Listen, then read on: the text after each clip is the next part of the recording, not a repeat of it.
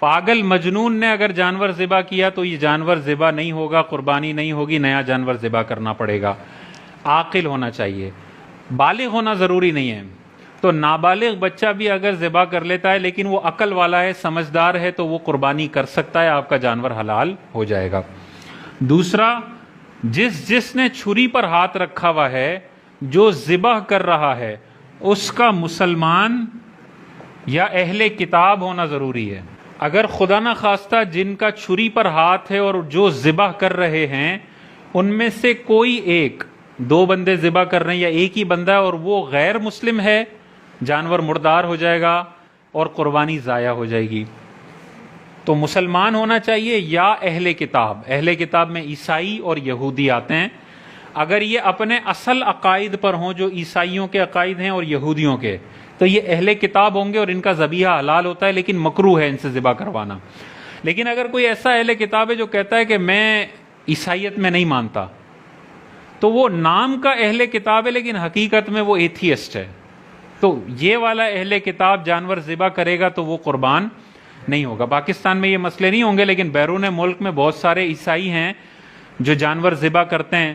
تو اب مسلمان کوئی ہم سے پوچھے کہ بھئی اہل کتاب کا ذبیحہ حلال ہے کہ نہیں، تو ہم کہیں گے حلال تو ہے، لیکن وہ اوریجنل اہل کتاب میں سے ہونا چاہیے۔ وہ کہے کہ میں عیسائیت میں نہیں مانتا ہوں یا میں خدا کے وجود کا منکر ہوں، تو وہ نام کا اہل کتاب یا مسلم ہے لیکن حقیقت میں وہ دہریہ ہے، ملحد ہے، ایتھیسٹ ہے، تو اہل کتاب۔ لیکن ادھر بھی کیوں جانا ہے ہم نے جانا ہے اسی طرف۔ مسلمان ہونا چاہیے، کسی بھی غیر مسلم کا ہاتھ آپ کی جانور کی ذبح کرتے وقت چھری پر نہ ہو۔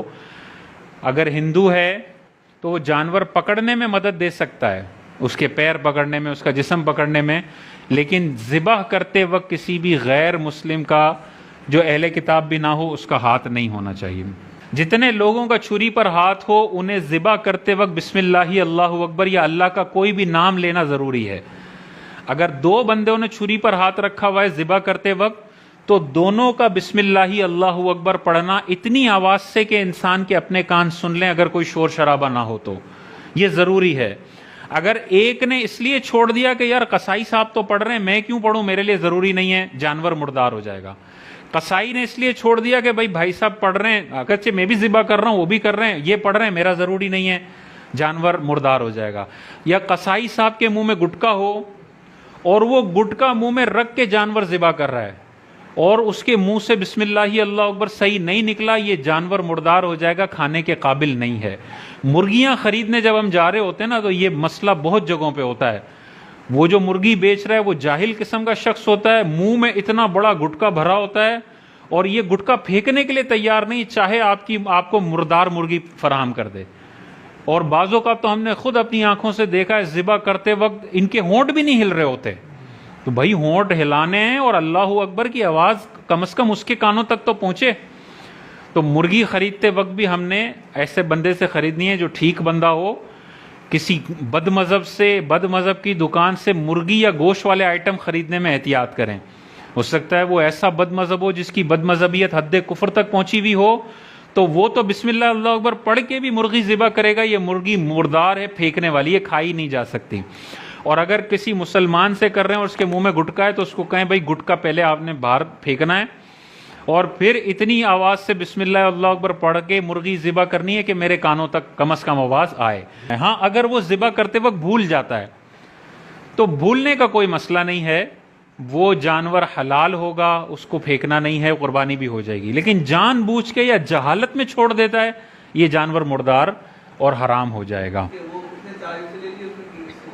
پیسوں میں اونچ نیچ ہو سکتی ہے۔ ایک بندہ پوری گائے خرید کے آدھی اس کے 3 حصے اپنے بھائی کو دے دے، ٹھیک ہے، اس کا 1 روپیہ بھی نہیں لگا لیکن اس کی 3 قربانیاں ہو جائیں گی، اور پیسے 7 کے اس کے حصے لگے، اس کے پیسے لگے لیکن اس کی 4 ہوں گی۔